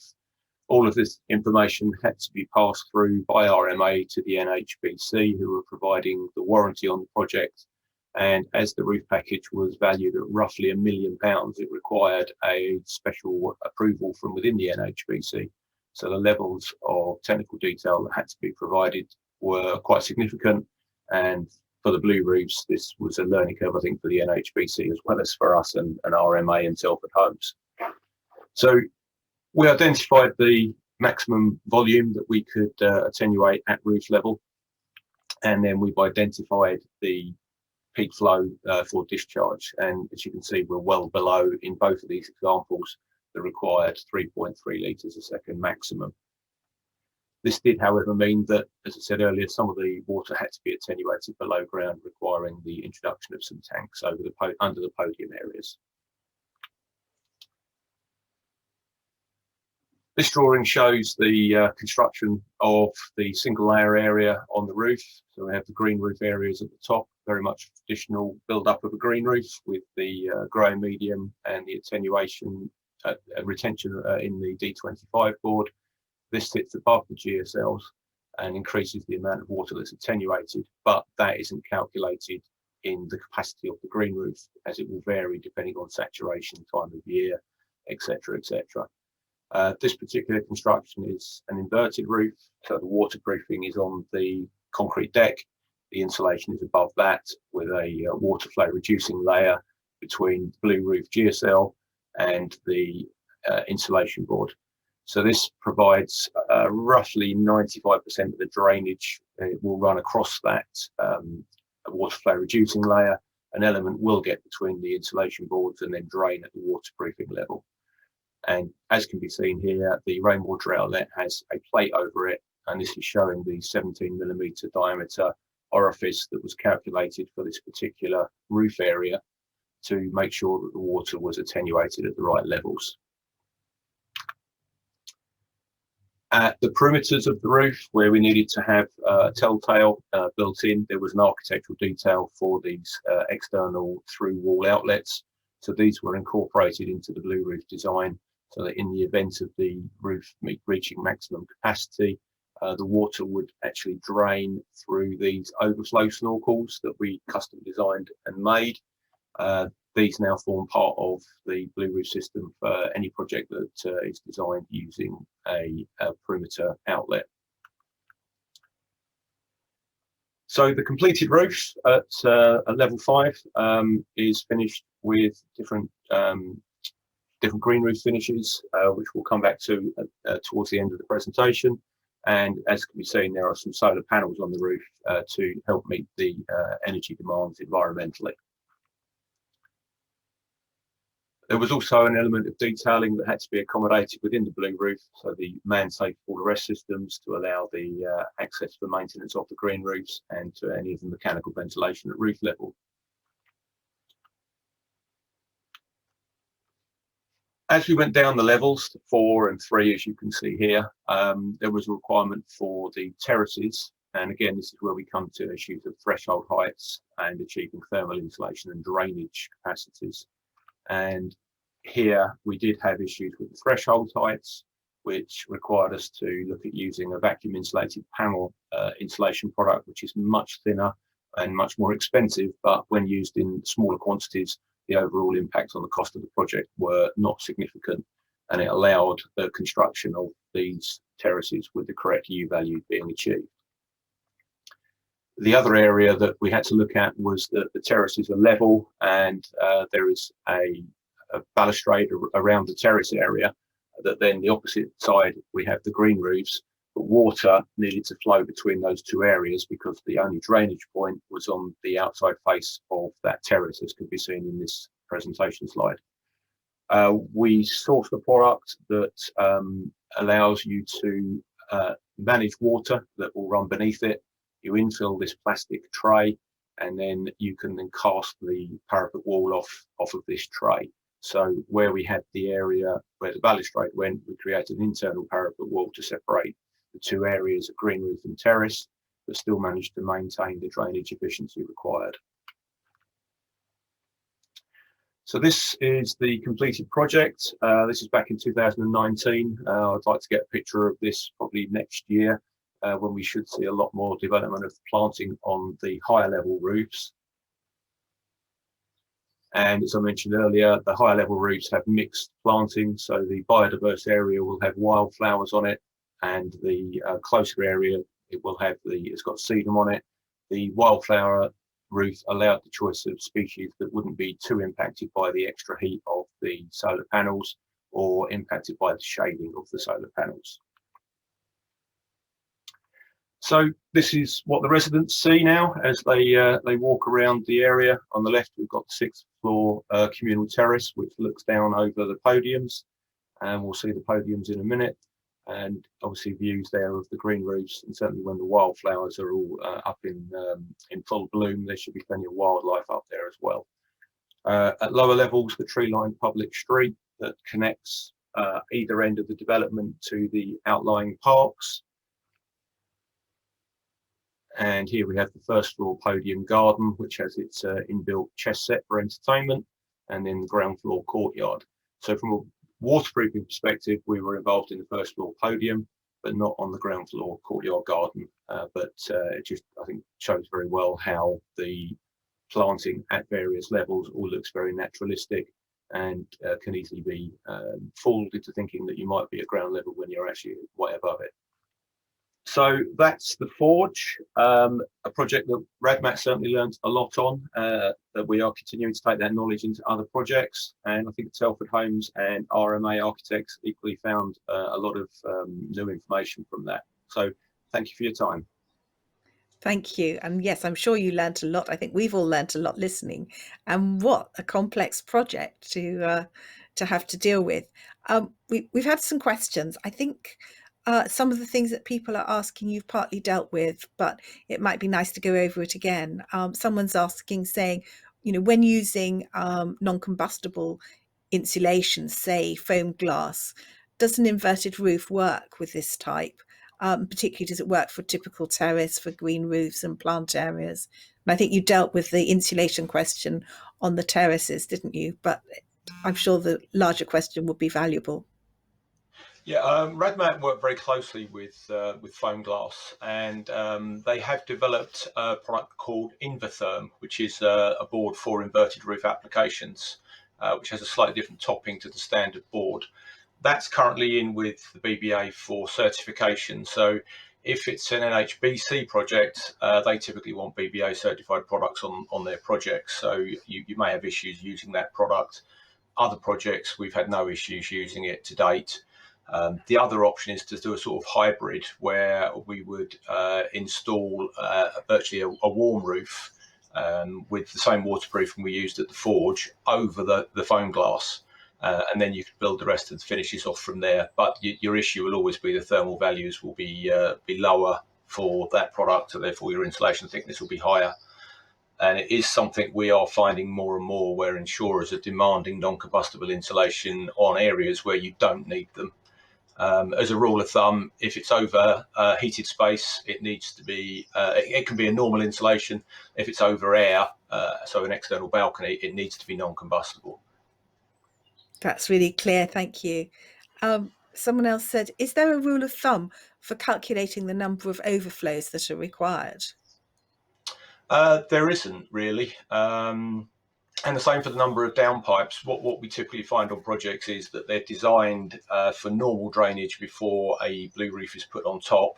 And therefore we will end up with some of the rainwater outlets that were designed as the original part of the scheme will have flow control devices. Others will just have overflow devices in the normal drainage positions.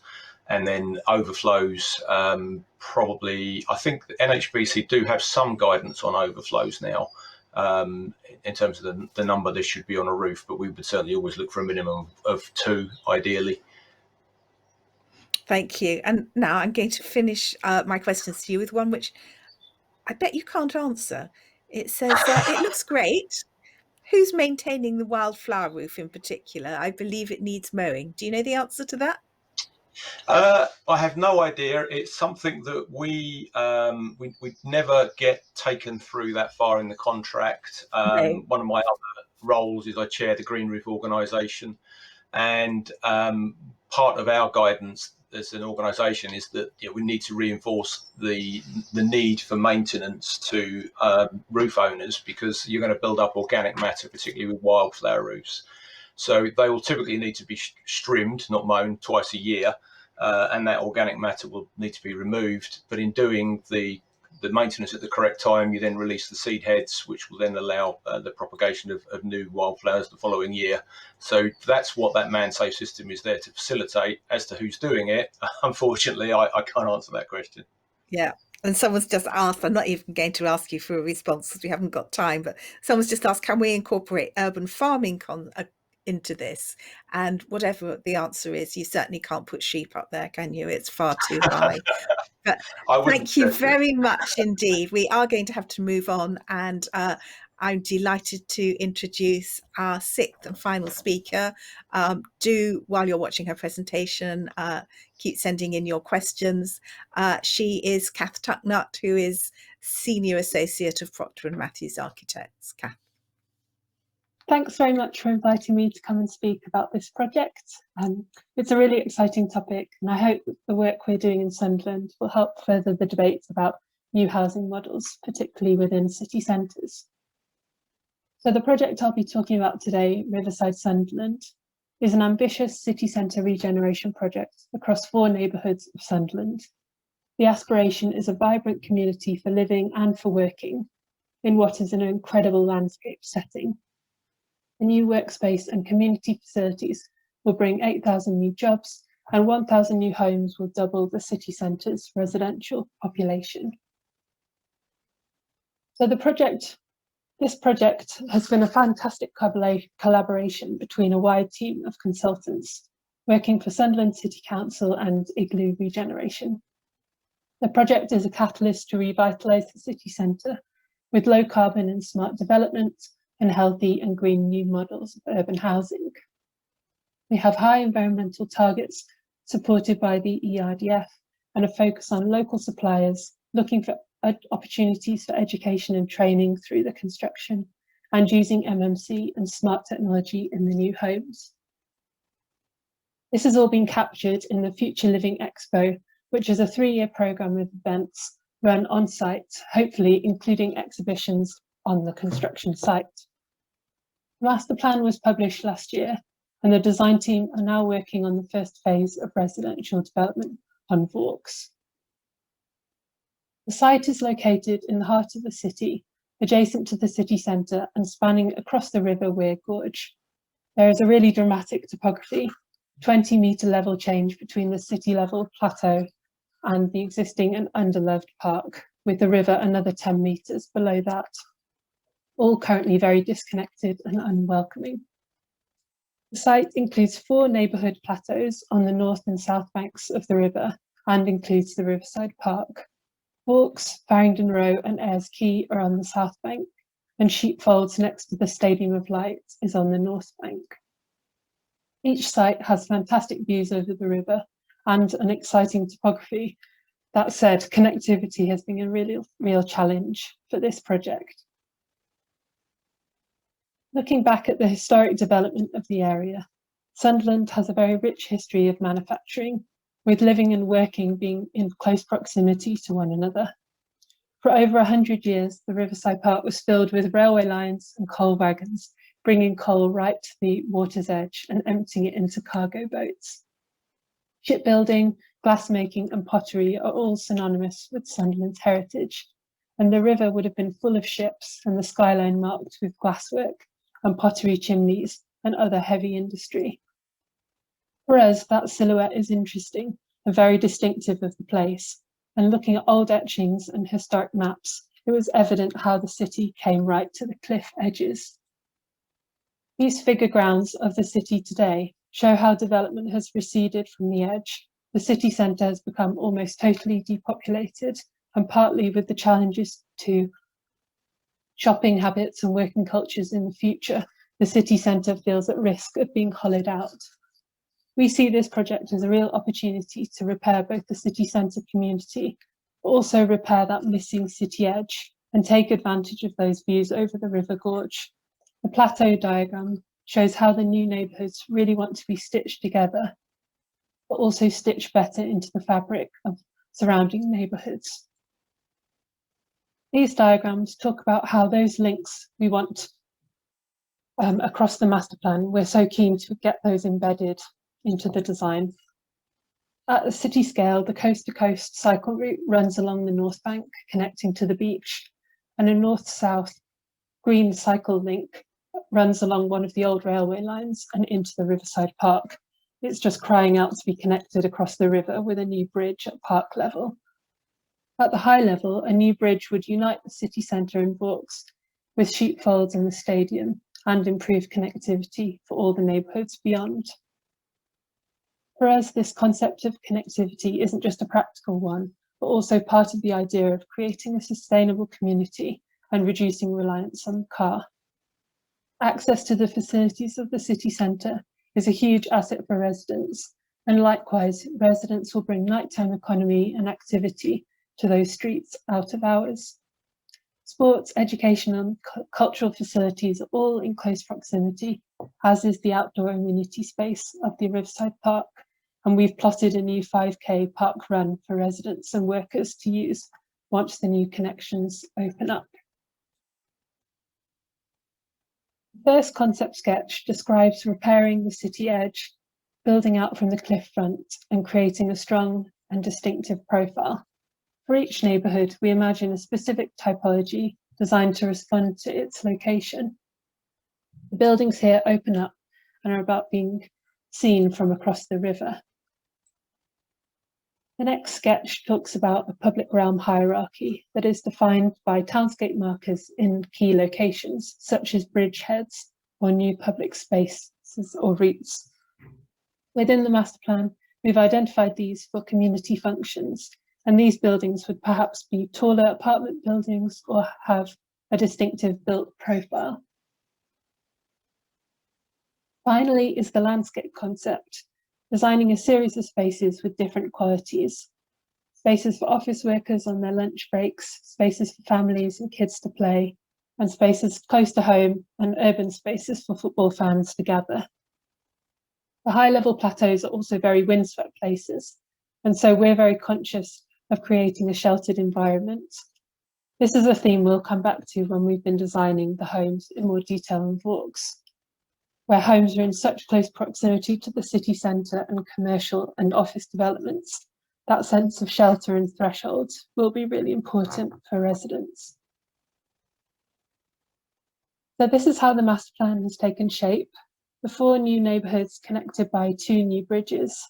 Central to the pedestrian-focused and sheltered public realm is the parking strategy.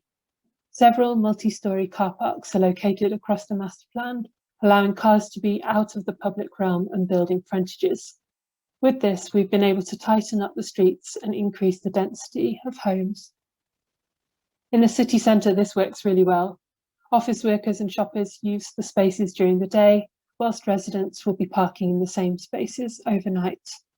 This also means that high voltage, fast electric car charging facilities can be provided within the car parks, and future smart battery storage built in.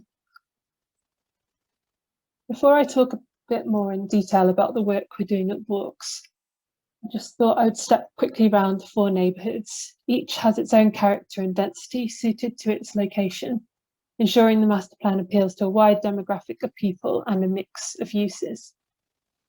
This massing shows the variety in form and density of the new connections both across the river and into the nearby neighbourhoods.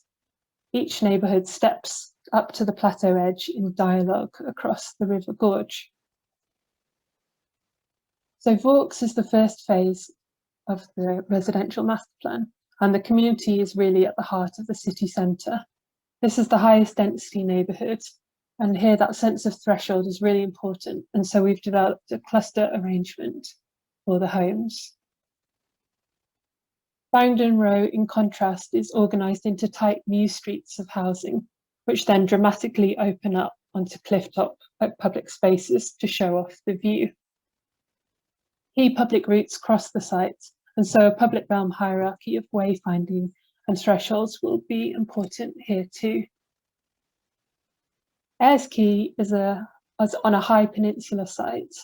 And here we've designed a larger edge house typology, more suited to family accommodation. Courtyard homes offer a more generous garden space, combined with first floor roof terraces facing over the river.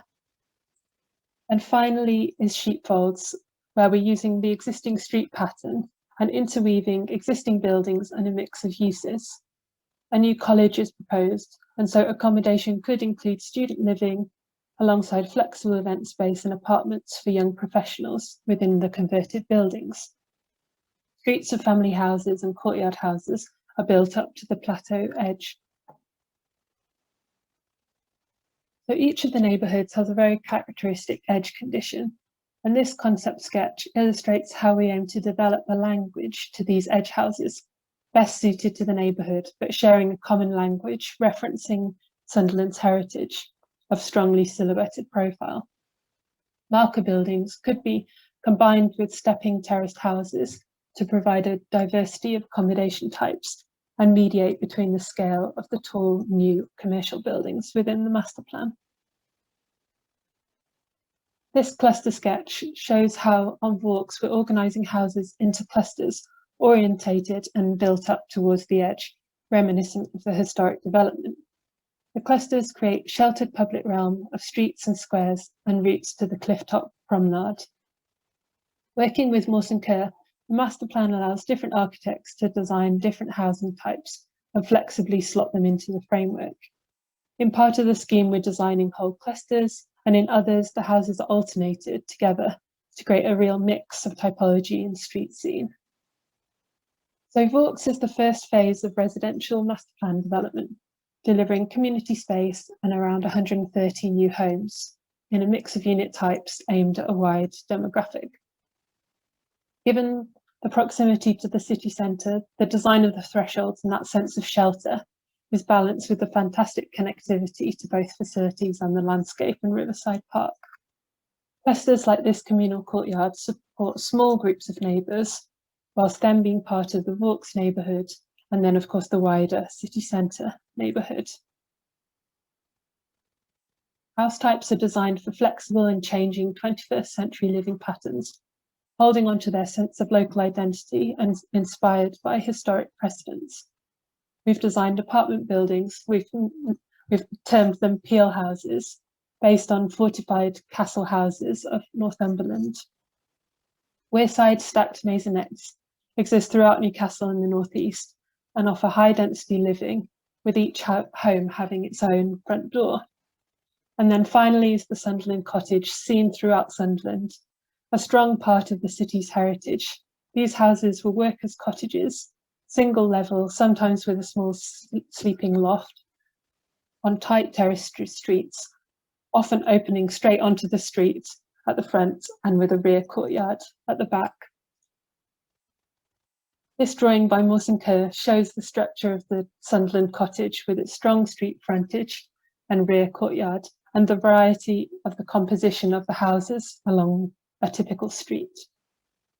We're designing clusters at Vaux with that same identity in the street scene and safe sheltered courtyards for play. Homes along the cliff have terrace gardens raised above the clifftop path for privacy and passive surveillance, combined with roof terraces and balconies, so that each home really has a variety of outdoor spaces to extend their use throughout the day as the sun moves round. We think the sense of community is really important when we're designing new housing models, and homes need to be designed with places to meet neighbours, but also places to retreat into the sanctuary of home. The housing clusters build and establish layers of thresholds, separating public from communal, semi-private and private spaces. Pedestrian routes are open through the neighbourhood, but marked with arched openings and a change in level, stepping up into the clusters. Camlin's are the landscape architects, and they've worked really hard within the design of the public realm to express that same sense of threshold. So the public squares have a very different character from these communal courtyards, with spaces to play and informally meet neighbours. Other courtyards are designed as walled gardens, and this evocative Camlin sketch shows a green landscape garden with raised beds and informal play.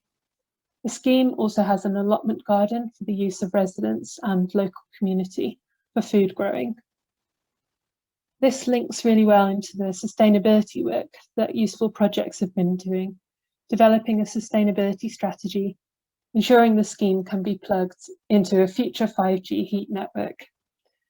We've also been carrying out embodied carbon assessments at each stage of the project, which has helped inform material choices and the MMC construction strategy. So with the last 5 minutes, I'll just spend some time running through some of the house types that we've developed for Vaux. We're really pleased with this compact terraced house. 3 bedrooms, over 3 stories, we think is really well suited to changing lifestyles and social patterns. The house includes a bike storage space within the home, which is ideal for security and e-bike or scooter charging. Our home working space is designed outside of the main living areas and bedrooms and overlooking this natural light well, which drops and pulls light into the kitchen and into the centre of the plan. Components are repeated across the different typologies to suit the MMC strategy. And the same house can be designed as a 2-storey, 2-bed version, suited perhaps to sharers or young families. The stacked maisonette, this is a 2-bedroom, 2-storey home above a second 2-storey, 2-bedroom home. They share many of the same components, the bike stores and the desk space, and crucially both units have their own front door. Top level living means the views are maximised from the living spaces and the external balcony, and any acoustic disruption to the neighbours below is minimised. And then across the scheme are a host of other house types. I've just chosen one here, aimed really at making sure we're appealing to a wide demographic of people. So this 1-bed duplex might be suited to young professionals or a couple both working from home with the split level living spaces. Some other stacked maisonettes include 1-bedroom single level ground floor homes, which would be excellent for an older person perhaps, and they would open onto a small courtyard garden. And Mawson Kerr have designed a courtyard house with private amenity space and roof terraces suited to families. And lastly are the Peel House apartments, which again bring diversity and mix. They include wheelchair apartments, 1- and 2-bed apartments, and some duplexes. Apartments have similar features, for example, working from home space and e-bike charging, and balconies are designed to be partially enclosed to improve their sense of shelter and extend their seasonal use. Inspired by the Northumberland Peel houses, apartments are organised around a large central atrium, with all the apartment front doors accessed from open galleries. This naturally lit circulation will make such a difference to residents, and having an open atrium will increase neighbourly interaction between different levels of the building. So this is my last slide, and I'll finish my talk here on an image of the new city skyline. We think designing city centre neighbourhoods is a really exciting opportunity to establish sustainable communities, revitalise urban centres and deliver innovative high-density housing models to suit 21st century living. The design of homes really does go hand in hand with the design of the neighbourhoods, which foster that sense of place. Very happy to take questions or comments, and thank you very much for your time. Thank you, Kath. Well, fortunately, we've got questions and comments. One of them just saying exciting project. I can't disagree with that. I think it's going to be time to go to Sunderland again soon. Someone commented on the really dramatic variety of levels and asked, what was the biggest challenge and benefit of the landscape for you? Well, I'd probably say actually it did allow us to have quite a high density neighbourhood because we knew we had such fantastic landscape amenity pretty much on the doorstep. We were able actually to perhaps reduce the amenity space that would be necessary for the private homes. And so they've very much got terraces, balconies and roof terraces as well. But because they've got that landscape park and the river right on their doorstep, we were able to kind of keep the houses much more compact and actually probably give more space over to those communal courtyards. And I think it's those kind of spaces where you can meet your neighbours and you can get to know people, which kind of is also a really important part of fostering that sense of community, particularly in the city centre. I think that's really interesting, because someone else has asked, how you strike the balance between private gardens and communal areas. And I guess one of the questions is whether that's been sort of road tested with people to see if they think they will be happy with it. Yeah, that's a good question. I think private spaces are really important. And one of the things that we've always been conscious of is how we can make sure that people can get that sense of privacy. So we've actually used the level change to our advantage, and a lot of those private terraces are just slightly raised from the public realm. I think in particular we were very cognizant that we're so close to the stadium, and so there will be at points big football crowds going past. So making sure that communal space is slightly separated from private terraces was really important. Yeah, someone's asked about sort of creating a work-life balance, which even for an ambitious architect, I think might be quite a big brief for you to satisfy. But I was very interested in the fact that you were putting in things that people obviously will want. You were putting in a separate home working space, and you were putting in that space for bike storage and for recharging electric bikes. Was there something you had to sacrifice in order to get those spaces?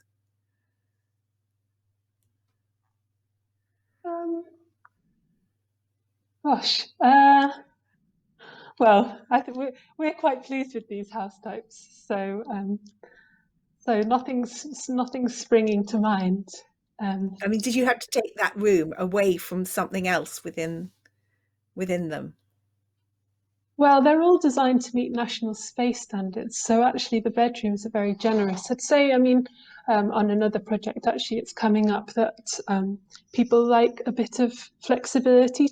Not everyone likes open plan living, and you might actually say that because we've have to give over or find space within the plan for the home working space and the bike charging space, that actually that is more easily achieved when you've got an open plan living arrangement. So I think perhaps if people didn't want that kind of living arrangement, it would be more of a struggle if you want to accommodate these other extra spaces within the plan.